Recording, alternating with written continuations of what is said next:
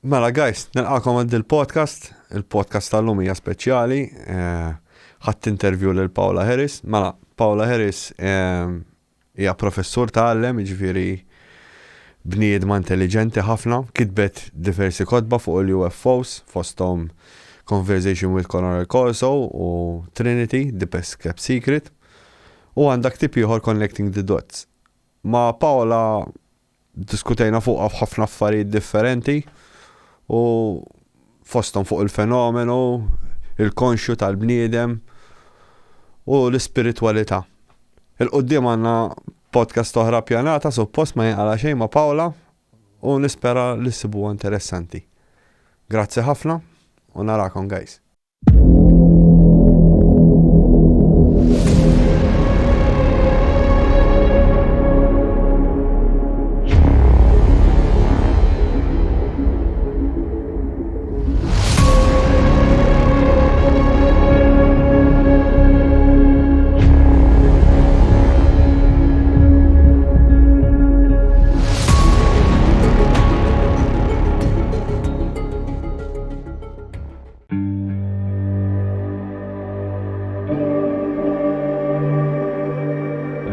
Perhaps we need some outside universal threat to make us recognize this common bound. I occasionally think how quickly our differences worldwide would vanish if we were facing an alien threat from outside this world. Hello, Paola. How are you, Paola? I'm doing well, thank you. Well, Paola, in light of the news and the information that is coming out, I wanted to speak to you about the book Trinity. I don't know if you heard about Jake Barber and the recovery of the egg UFO. Yes, the book Trinity. Yeah, here's Trinity. Trinity is in French, Italian, and Spanish. So people can get it on Amazon. Yes, but you have more books. The one that I like, Anna's Tale, is really good. It's about an alien abduction. But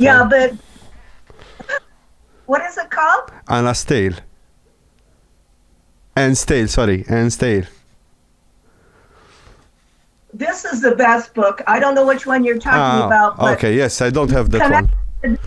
Connect the dots. I don't talk about alien abduction. I only talk to military, astronauts, and military astronauts. And Connecting the Dots has Zachariah Sitchin, John Mack, Ellen Hynek, Jacques Vallée, Dr. Edgar Mitchell, Apollo 14 astronaut. It has 38 interviews from NASA and all different very important people that know that this is real. And they knew that this was real a long time ago, before the government started all these questions and answers and everything.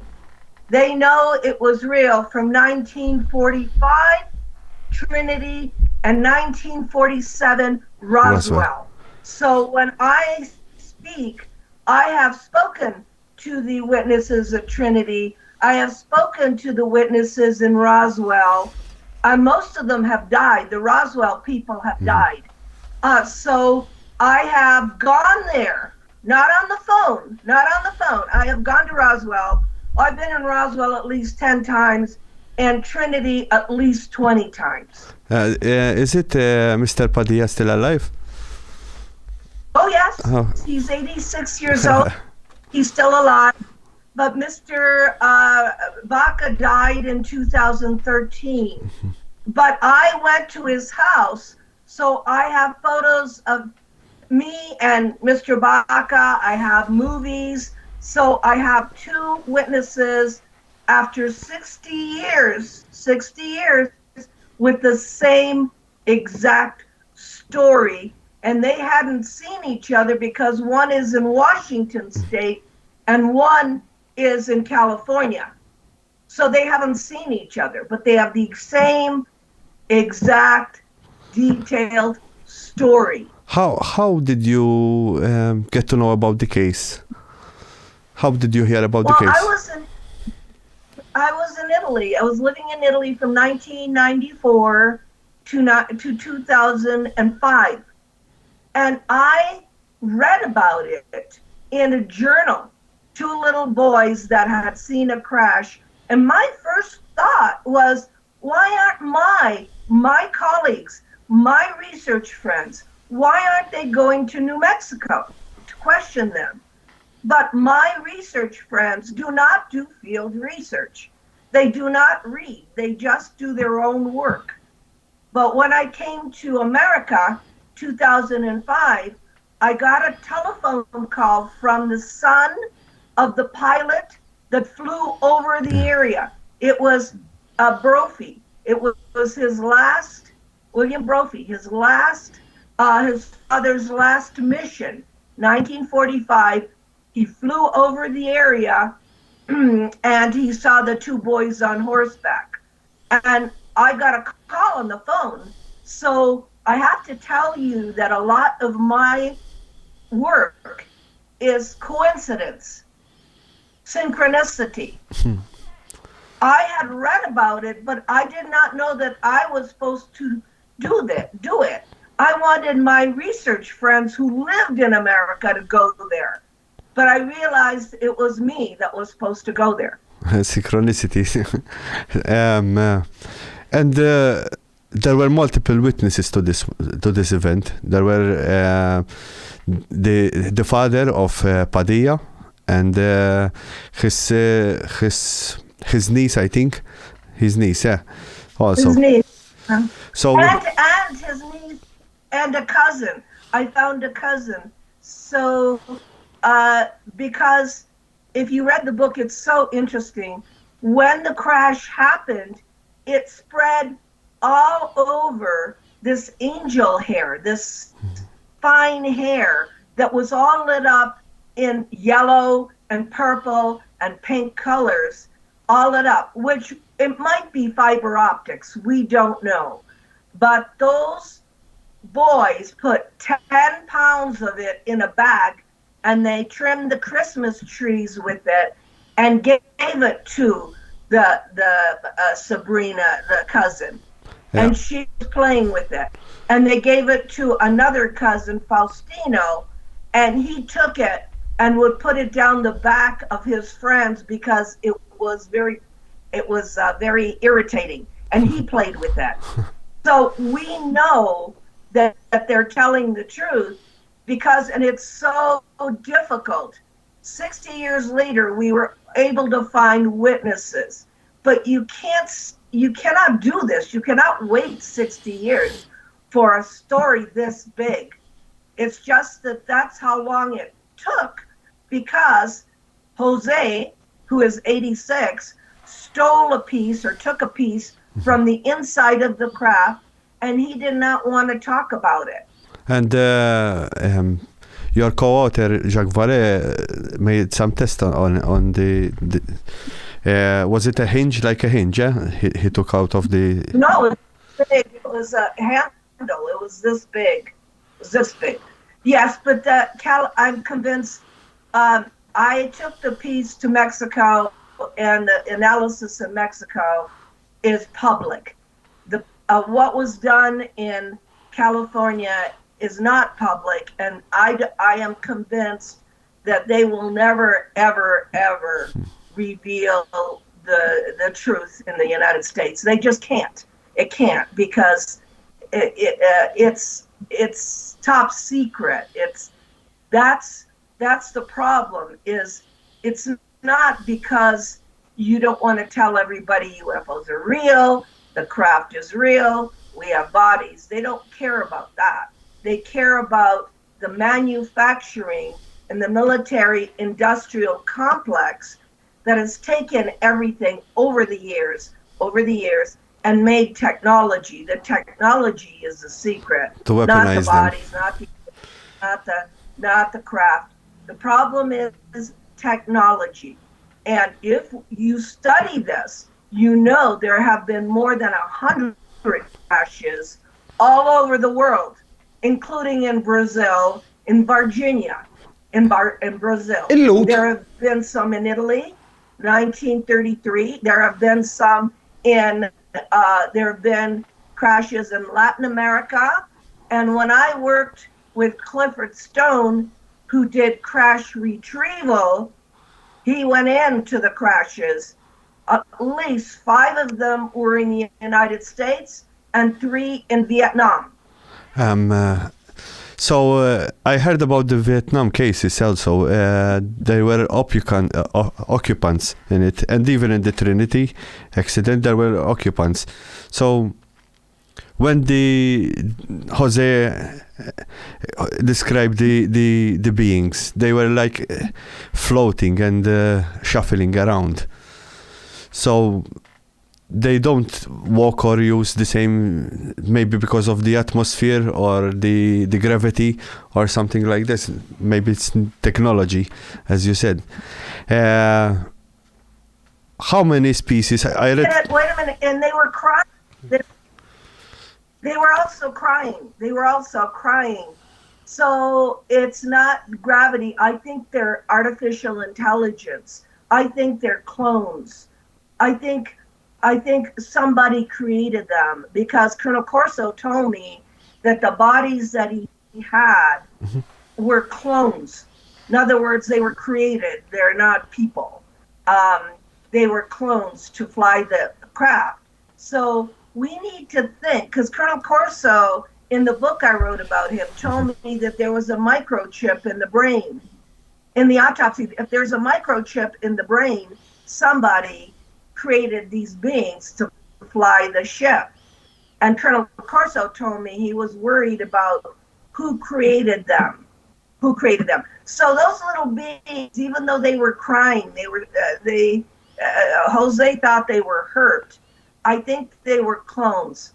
And they had some telepathic communication, contact. Yeah. And the message is always the same, like to take care of the planet, but they were in distress at the moment, and it's really interesting.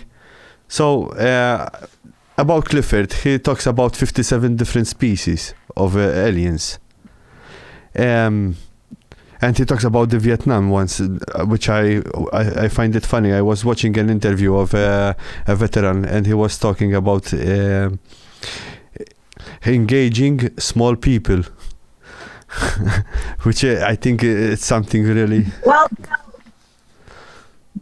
people need to know that when I knew him very well, but I knew him because I went to Roswell where he was living. I've been to his house at least, 10 times.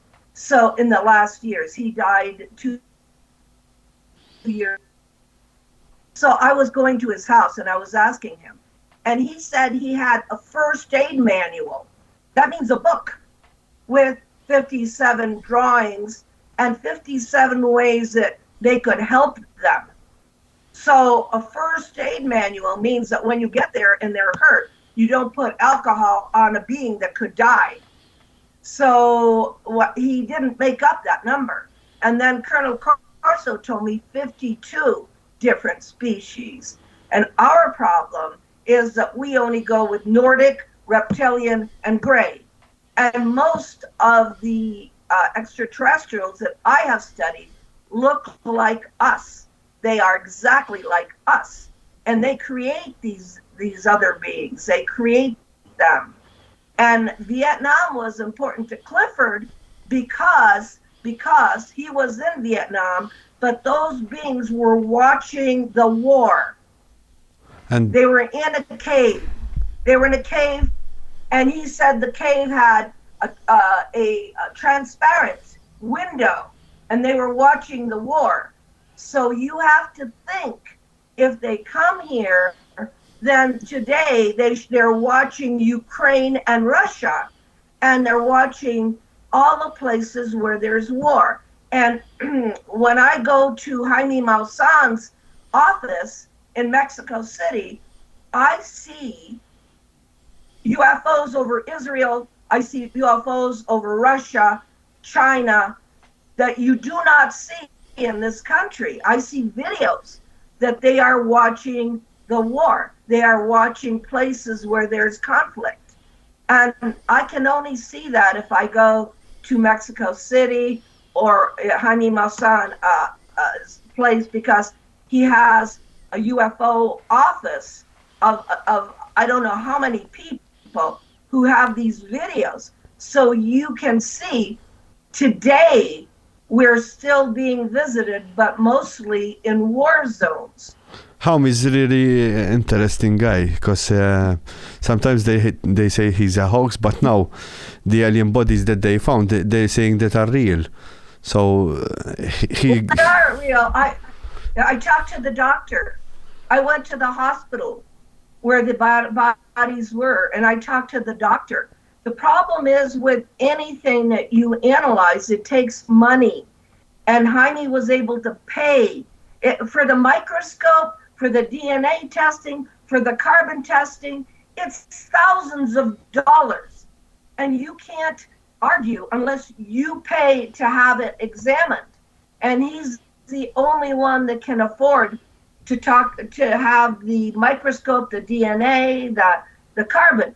And I went to the hospital where the mummy was, and I have pictures of me with the doctor, and the doctor is a real forensic doctor, and he did the real tests. But you have to remember one thing. I don't necessarily think they are extraterrestrial.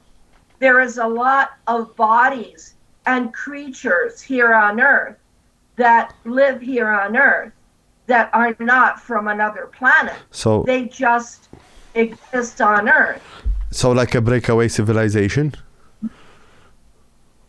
Well, breakaway. I mean, I believe that there does exist a Sasquatch or a Yeti or something. Or I went to Barcelona, Spain to see the Atacama being, which has been tested. And it's this big. And Ramon told me that there are many, many of these in Chile, in the Atacama Desert. They're not extraterrestrial. They are creatures that exist. And I wouldn't call it a civilization because we don't know, but they don't come from outer space. So we need to look at the cryptoids, as part of a study, but not extraterrestrial necessarily. So yes, and Jaime is not a hoaxer. He's like me, an investigative journalist. So if I'm a journalist, I can't go to someplace and say I'm not going to cover the story. And I have to do the story. He has some of the best videos, the ones that you told me last time, the UFO going out of the volcano. And you also had an encounter down there in South America with something strange. I was hearing you on Jim Church. You had an experience. Oh no, I had many encounters in South America, but the encounter you mean is in Shasta, Mount Shasta. It's in Mount Shasta with Ricardo Gonzalez. The Latin American people in 1970, but you must study this like you study you must study this like you go to college, you go to the university and you study.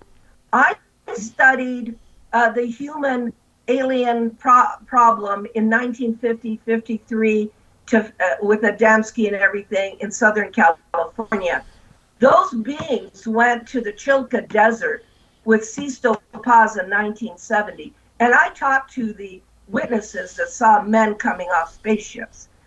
So when I got to Ricardo Gonzalez, and he had an encounter in the Chilca Desert, Peru, I went to the spot where he had the encounter. And I studied that case. And it was a 10-foot tall giant. And the giant spoke to him. And that whole story is in Ricardo Gonzalez's books. And that is the encounter I had at Shasta, the 10-foot tall man standing next to a tree. So the problem is not abduction. There is no abduction anymore. They don't need 40 years of DNA. You can get it off a glass. Okay? Stupid. That is done to scare everybody. If you have an encounter, you have contact, like Carl Sagan said. You have contact, not abduction. And so if you have contact, then you need to find out why. And then if there is a message, then you need to tell people. And right now, the planet is in conflict. So if you have contact, you need to bring everybody together. And the message in Latin America is come together. And I have been in Peru, in the Chilca Desert. I've been twice in Atacama, in the Atacama Desert. Of course, camping under the stars and everything. And there is phenomena going on in those deserts. They are not going on in New York City.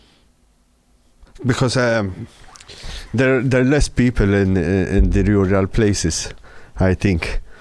And but apart from people, there's no airplanes in the Atacama Desert. There's no flight path.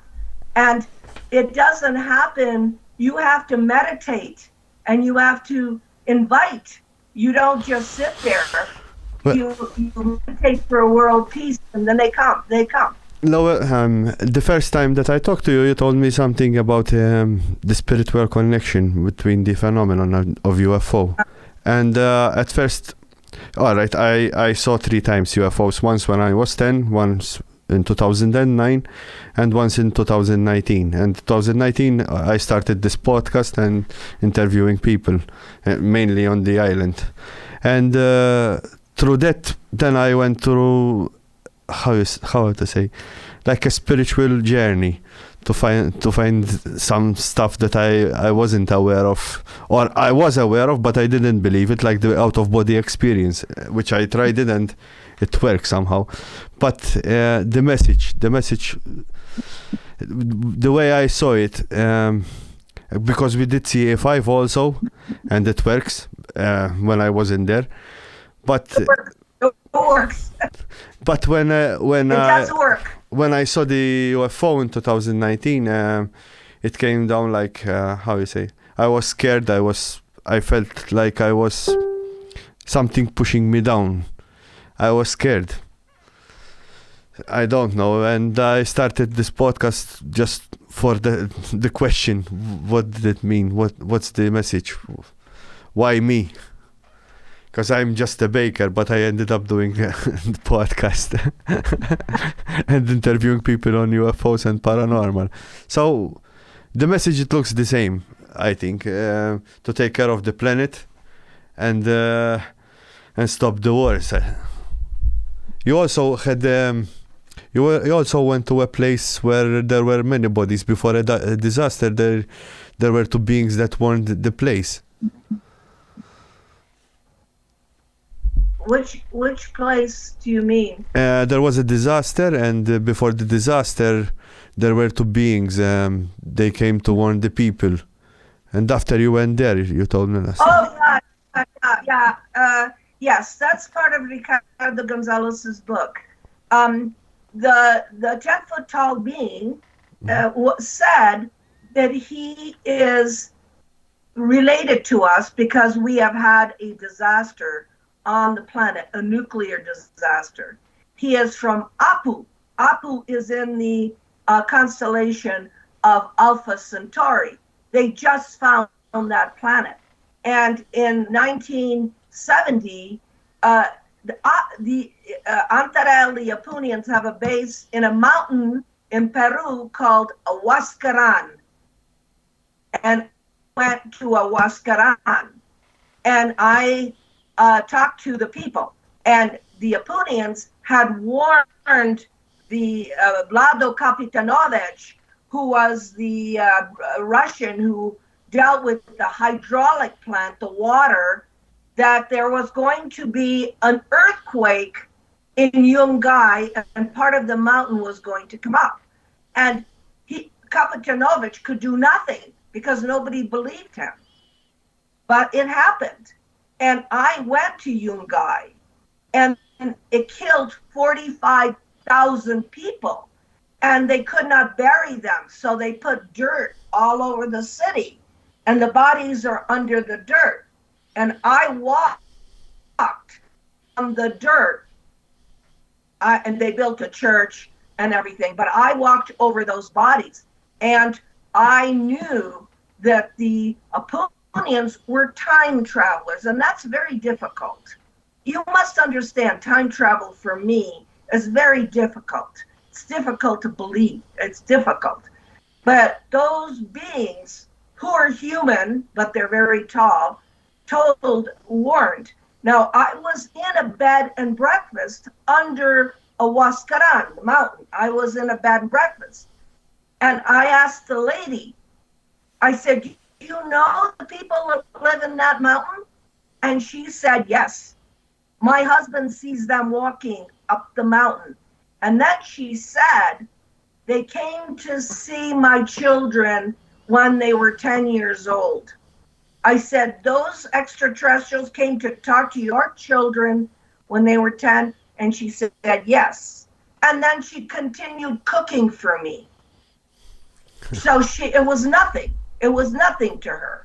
All the Latin American people that have contact are the campesitos, the peasants in the field, the people, the normal everyday people, and they have contact, and it's nothing. It's normal. For them? It's the brothers from the stars. But if you talk... It's the brothers from the stars. But if you talk to people that don't live on the land, like us who live in the city, they won't believe you. Like in Malta, they associate it with religion. We have a case here, Juza Mifsud. She was a lady that she lived off the land, and she was taking out the goats to eat, for the goats to eat, and she had an apparition. And she associated with the Holy Mary, and we have found out that it's the most radioactive place in Malta. The section of the field.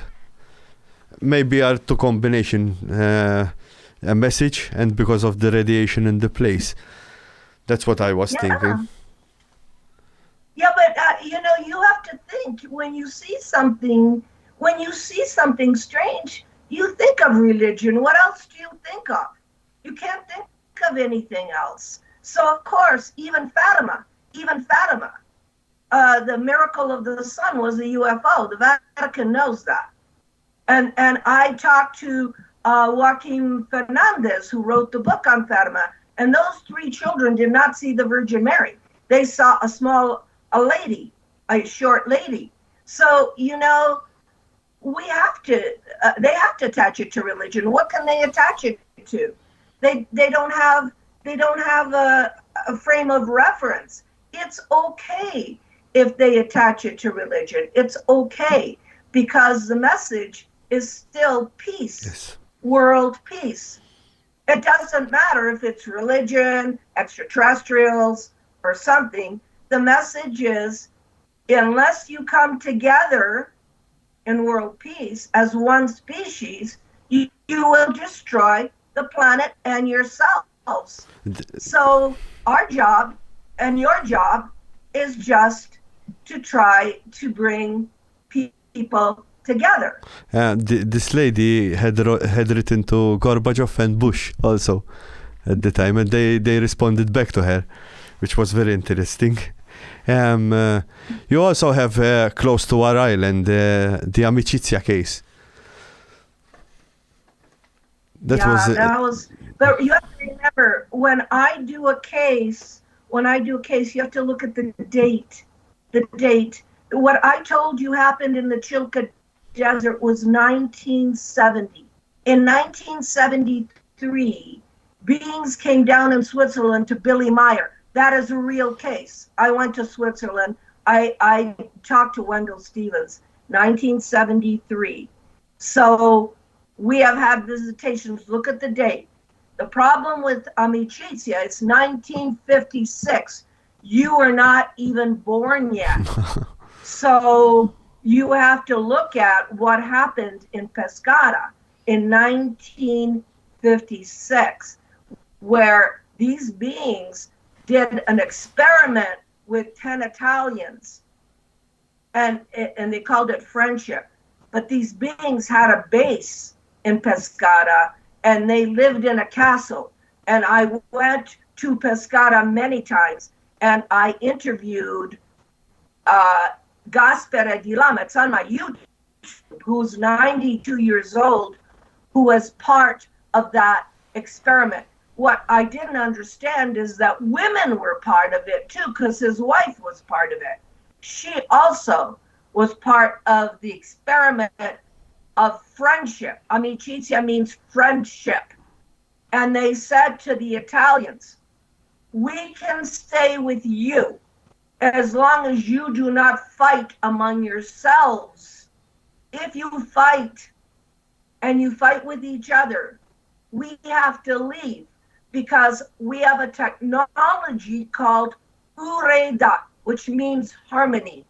It's a technology. And we cannot stay with people that are fighting. And I know this. Gaspera Di Lama told me this.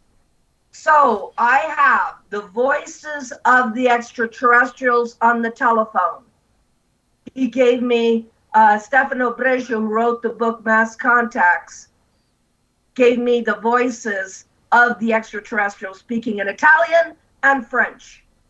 And they were together for about 10 years. And then the Italians started to fight. They started to say, oh, you saw them, I didn't see them. Oh, you went there, why didn't I go? And then the case disintegrated. The ETs, the extraterrestrials, left. They left. And then I covered Chile, Amicizia, and that was 1980. Not the same. It was not the same as Italy, because those beings were on an island and were healing people, the island of Chiloé. And if you go to my YouTube, I interviewed Octavio Ortiz, that said those beings came to his house, saw his wife and children, and they look like us, human. And so I was trying, and this is 1980. So 1956, there was an experiment in Italy, but they said it was in Germany and other places too. In 1980, they tried it in Chile. So extraterrestrials have tried to come down and live among us to see if there's harmony, And there's very little harmony. And today, not 2025, is a horrible year for harmony. So I don't think the extraterrestrials want to come and live with us. Which was the last known landing contact we had? Because last I heard, I think was something 2008, 2009, or 2010, somewhere like there. Well, I don't know, because I'm trying to do the work chronologically. I began 1945, 1947, 1950. All the people, Adamski, Menger, and all that saw the people from Venus, Antonio Eugenio Siracusa at the same time. By the way, I have a letter from President Eisenhower to contactee Eugenio Siracusa in Italy, saying that he would do his best, he and his wife would do his best for world peace. I have the letter. So the presidents know. And then from that to the Latin Americans, 1973, Sisto Paz in the Chilca Desert, Peru. Peru is the best place. The Andes is the best place. And then from there, you go to Billy Meyer, 1973. Very short time. And then I don't know any other documented cases done. The Billy Meyer case was done by Wendell Stevens, the greatest researcher that ever lived. Colonel Wendell Stevens of the Air Force. So, I don't know today I'm following Ricardo Gonzalez because I was with him in the Valle de la Luna in Atacama when the ships were there, and he was having contact. So Latin America is really the place where most of the contact is happening. But I can't see, when I went there, I can't afford to do this anymore. I'm 80 years old. You look younger. You look younger. I know, and I can't camp anymore in the desert, and I can't do this anymore. But it's in my books. But now I'll tell you, because you said you were talking about spiritual. I am lecturing in Japan, and I like the Eastern countries, Japan, South Korea, Taiwan, Thailand, Vietnam, all those countries that have a spiritual philosophy. It's easier for me to lecture because this is not about UFOs. This is about raising consciousness and becoming unified with the planet. It is not about UFOs. I mean, if it's about UFOs, I have so much. I have 7 books of data. I mean, I talked to Edgar Mitchell, Apollo 14 astronaut. I talked to people at NASA. I talked to a lot of people that dealt with UFOs, extraterrestrials. It doesn't make a difference. Nobody cares. It doesn't matter. What matters is the message. Do you think, because Jacques talks about the phenomenon being a trickster, do you think part of the phenomenon is a trickster? Yes. Yes, because in the case of Billy Meyer, the Pleiadians had him film them, and then at the very end they were saying things that were crazy. So, but it was the Pleiadians that were doing it, not Billy. So I think that the phenomenon says, "Here I am, look up," and then it disappears. The phenomenon is a trickster, and it's telling you to pay attention.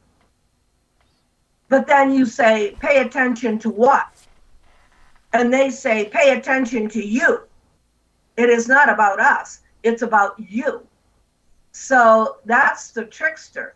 They could have disclosure in 2 minutes if UFOs went over every airport. And they did. They went over the Beijing airport. And O'Hare also. And they went over Beijing airport, and the Beijing in China had to shut down over UFOs.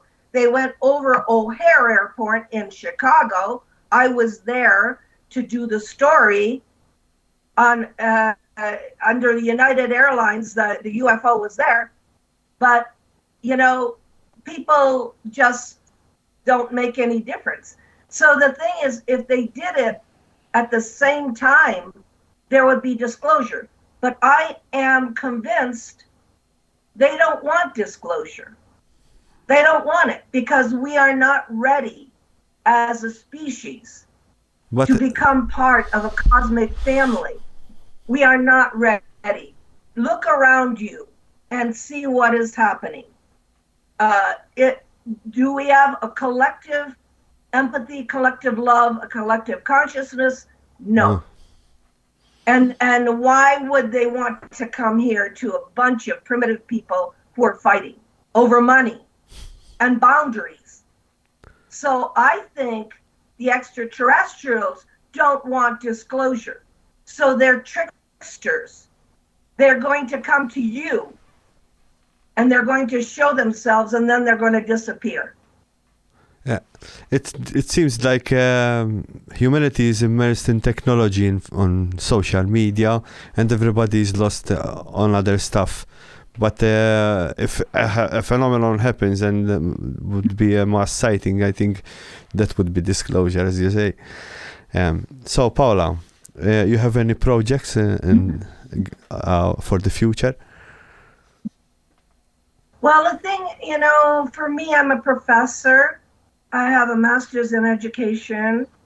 All of my material at my age is at Rice University in Houston. So all the audio tape, because all my books are word for word audio tape, is in Houston, Texas, at Rice University. All the photographs and videos are in Houston, Texas. But my dream is to teach people the history of contact. So I have a show with Mausan Television, which is a cable channel 3.3 in Latin America. So I have begun chronologically, which means 1945, then 1947 Kenneth Arnold, then 1950, 53 Damsky. I've started to teach on these programs the history of what happened in contact with all the photographs and all the interviews, because I interview these people. And so that show is only in Spanish and it's in Latin America. My dream, though, is to work in Japan, because I want to go back to Japan to speak to the Asian people who already have a base of spirituality. Tibet, they have all of their philosophy, and I didn't realize there was a connection with Tibet. I mean, Ricardo Gonzalez studied Nicholas Roerich. The first peace flag comes from Tibet in China. That white flag with the 3 red dots is the stones of Chintamani, the wisdom given by the extraterrestrials, and it was given in Tibet.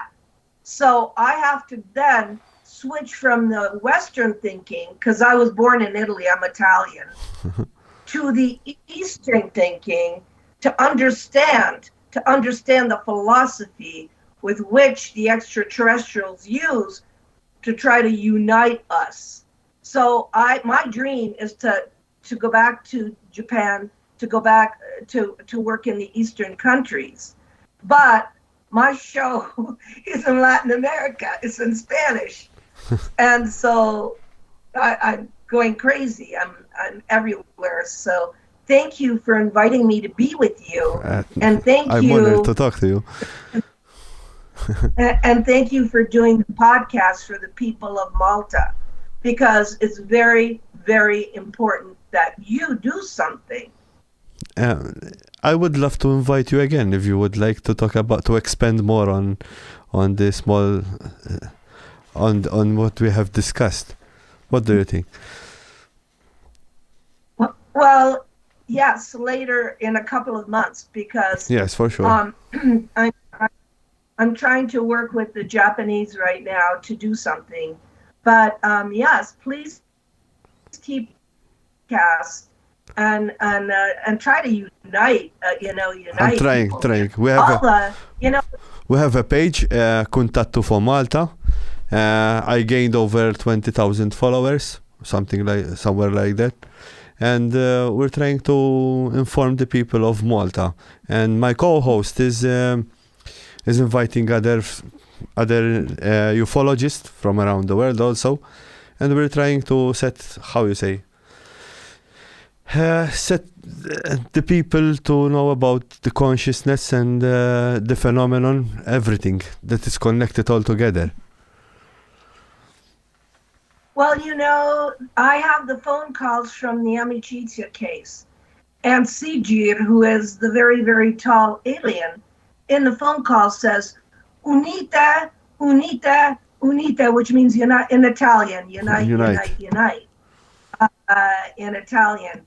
And I have the extraterrestrial voice saying, "Unita, unita, unita," and I can only follow the fact that they, I think, have a higher consciousness and are wiser than we are. They're more intelligent. They're more evolved than we are. So yeah, that is the message. Even though if you want to know the details, I have 7 books on Amazon that have just interviews, not my thought. my thought is just, I don't know everything, but I know there's a spiritual component. So, so they can go on Amazon, and I just translated Connecting the Dots into Japanese, and it's in Italian. It's in Italian and French. So, I'm trying to share my work. It's work, but in the end, the message as they're coming are from the heart, because you can't use your head. We don't have a science. We don't have a logic that you can connect with the extraterrestrial. So it's a heart connection. Heart. So that's what I learned in Latin America. Paola, this is my last podcast for the time I will come back. That's why I wanted to do this one for last, and I will be back in a few months also, so we can talk again on what we have discussed, and we can expand more. Thank you, Paola. Okay. Bye. Thank you very much.